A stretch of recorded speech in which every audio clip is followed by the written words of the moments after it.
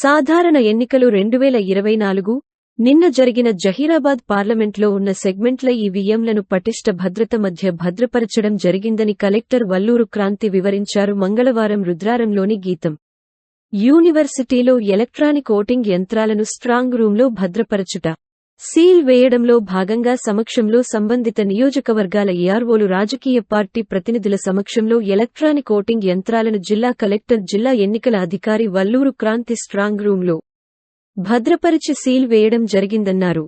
దీనితో పాటు postal ballot strong రూంనకు కూడా సీల్ వేయడం జరిగిందని, ఎన్నికలకు సంబంధించిన పేపర్ మెటీరియల్కు చెందిన స్క్రూటినీ రిపోర్ట్లు, స్టాట్యూటరీ రిపోర్ట్లు ఎన్నికల పరిశీలకుల సమక్షంలో సీల్ వేశామని అన్నారు.